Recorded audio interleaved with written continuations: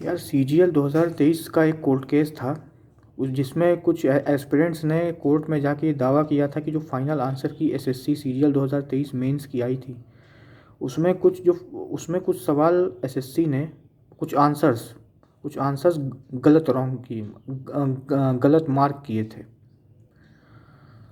तो उसका अपडेट आ चुका है और कोर्ट ने सिवाय एक सवाल को छोड़ के बाकी सारे सवाल सही थे। बाकी सारे जो एसएससी ने आंसर्स दिए थे वो सब सही थे, सिवाय एक आंसर गलत था जो कि कोर्ट ने इसको सही करने का निर्देश दिया है।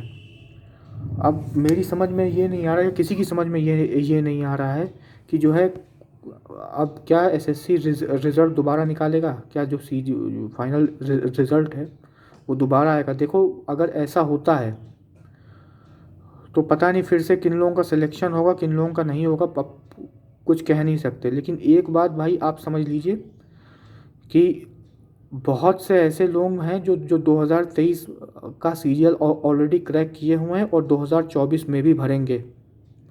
तो आपका कंपटीशन ऐसे लोगों से है, आप ये मत समझिए आपका कंपटीशन जो है जो अभी भी नए नए लोग तैयारी करने आ रहे हैं उनसे है। ऐसे लोगों से ही आपका कंपटीशन है जो ऑलरेडी सीजीएल निकाले बैठे हैं, एक बार फिर से भर देंगे ये। क्योंकि अभी कुछ कहा नहीं जा सकता 2023 की भर्ती के बारे में। और पता नहीं जो जो लोग ज्वाइनिंग ले चुके हैं उन लोगों का क्या होगा, अब पता नहीं। और जो है एक और चीज़ मैं ये कहना चाहूँगा कि आजकल ये एसएससी के वेंडर के ऊपर बहुत वीडियोस बन रहे हैं यूट्यूब पे, और लोग उसके ऊपर बहुत व्यूज़ भी आ रहे हैं और बहुत कमेंट भी कर रहे हैं। देखिए ये चीज़ आपकी पढ़ाई से रिलेटेड है नहीं। एसएससी कौन सा वेंडर सेलेक्ट करेगा कौन सा नहीं करेगा, ये सब चीज़ें आपकी पढ़ाई से रिलेटेड नहीं है। आप बस कॉन्सेप्ट को क्लियर करें, मेरी आपसे यही रिक्वेस्ट है, आप कॉन्सेप्ट को जितना ज़्यादा हो सके क्लियर करें। क्योंकि अगर मान लीजिए अगर टीसीएस टेंडर नहीं रहता है, कोई और अगर आ जाता है तो सवाल वो वैसे ही पूछेगा, बस हो सकता है उसके पूछने के तरीके में थोड़ा सा चेंज आए।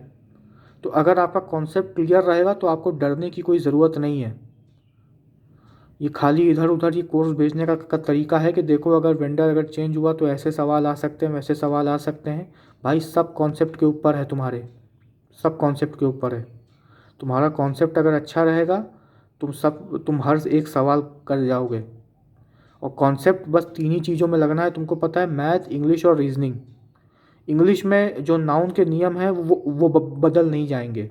हाँ, मैथ और रीजनिंग में हो सकता है सवाल के पूछने का तरीका थोड़ा अलग हो जाए। तो आपको घबराना नहीं है इन सब चीज़ों से बहुत ज़्यादा कि यार वेंडर चेंज हो रहा है अब क्या करें अब क्या करें। बिल्कुल मत घबराइए, कुछ भी नहीं होगा। एक जो है एसएससी जो सब अब एक और कन्फ्यूजन लोगों के मन में है कि जो है एसएससी अभी इस वक्त अपने कैलेंडर से अब हट के चल रहा है। मतलब बिल्कुल लेट चल रहा है। मतलब जब ये जो फेज़ 12 की वैकेंसी आनी थी ये आई नहीं। तो अब एसएससी जो है हो सकता है भाई अब शायद थोड़ा और डिले हो एग्ज़ाम में। मैं ऐसा बहुत जानकारी के साथ तो नहीं कह सकता श्योरिटी के साथ, लेकिन हो सकता है शायद जो है एग्ज़ाम में अब डिले हो। क्योंकि देखो फॉर्म अगर निकलेगा, जब भी वेंडर एसएससी सेलेक्ट करेगी, फॉर्म जब भी निकलेगा तो कोई भी तुमसे ये आके नहीं कहेगा कि आइए फॉर्म निकला और आइए 10 दिन में एग्ज़ाम दीजिए। नहीं, देखो ऐसा हो सकता है लेकिन अमूमन ऐसा होता नहीं है। तो अपनी पढ़ाई तैयारी जारी रखिए, बेकार में इन सब चक्करों में मत पड़िए कि वेंडर क्या है वेंडर क्या नहीं है।